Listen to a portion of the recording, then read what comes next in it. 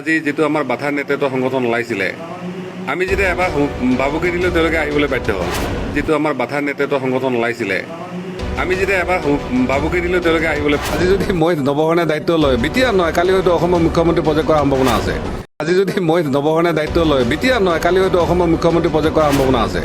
গতিকে মই ভাবোঁ যে তৃণমূল কংগ্ৰেছৰ লগত সম্পৰ্ক গঢ়িছে মানে সিদ্ধান্তৰ সময় এতিয়াও নিশ্চিতভাৱে বাকী আছে কাৰণ আহি থকা দিনত এটা পৰিস্থিতি নোহোৱাকৈ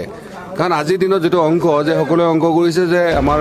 মুছলিম মাইনৰিটি বা ধৰ্মীয় সংখ্যালঘু যিসকল মাইনৰিটি আছে তেওঁলোকে লগ লাগিলে আচলতে প্ৰায় 50% ওপৰত হৈ যায় গতিকে বহুতে ভাবিছে তেওঁলোক যদি লগ লাগে আৰু আমাৰ যিসকল লগ আছে বাকী আমাৰ শুভাকাংক্ষী সমৰ্থক সমগ্ৰ অসমতে তেওঁলোক লগ লাগিলে ভাবিছে যে হয়তো 24 নহয় 26তো মানে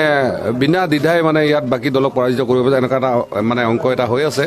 কিন্তু মেথমেটিক্স আৰু কেমেষ্ট্ৰি দুটা বেলেগ বস্তু গতিকে আমি মেথমেটিক্স আৰু কেমেষ্ট্ৰিৰ ৰূপান্তৰ হয় নে নহয় এই গোটেই কথাখিনি এটা এনালাইচিছৰ প্ৰয়োজন আছে আৰু মই ভাবোঁ আহি থকা সেইখিনি এনালাইজ হ'লে সঠিক সময়ত সঠিক সিদ্ধান্ত হ'ব চাওক অলৰেডি বিজেপিয়ে হাগ্ৰামা মহিলা ডাঙৰীয়া দুৰ্বলতাখিনি সুযোগ লৈছে আৰু মই কৈছোঁৱে যে বিজেপি এটা এনেকুৱা এটা পথ য'ত মানে আচলতে খোজকাঢ়িলে তেওঁলোকে ৰত্নাকৰৰ পৰা বাল্মীকি হ'ব পাৰে গতিকে হাগ্ৰামা মহিলাৰ বাহিৰে বিজেপিৰ বাহিৰে কোনো বিকল্প নাই তেওঁলোকে বিজেপি জয় কোনো বিকল্প নাই আৰু যদি হাগ্ৰামা মহিলা নাযায়ও তেতিয়া তেওঁ হৈ জলত যাব নহ'লে তেওঁৰ সংগ পাংগ কোনো তেওঁৰ লগত নাথাকিব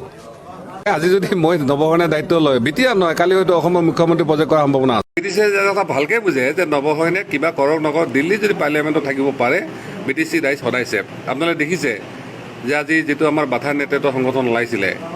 আমি যেতিয়া এবাৰ বাবুকে দিলে তেওঁলোকে আহিবলৈ বাধ্য হ'ল কাৰণ আমি আৰু সেই ৰাস্তাটো কেতিয়াও নিবিচাৰোঁ বেলেগ পলিটিচিয়ান হ'লে হয়তো বাধাক আৰু জংঘলৰ ফালে ঠেলিলেহেঁতেন বোলে যোৱা তুমি ইয়াত 2-4টা মানুহ মাৰামাৰি কৰি ইয়াত পলিটিক্স হওক নৱসেনাই সেইটো নিবিচাৰে সেইকাৰণে কৈছোঁ যে আমি ইভেন পাৰ্লিয়ামেণ্টত আমাৰ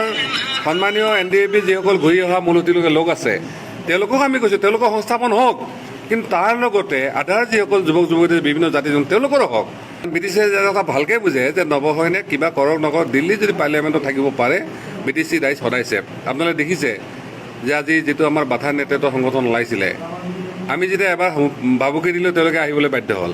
কাৰণ আমি আৰু সেই ৰাস্তাটো কেতিয়াও নিবিচাৰোঁ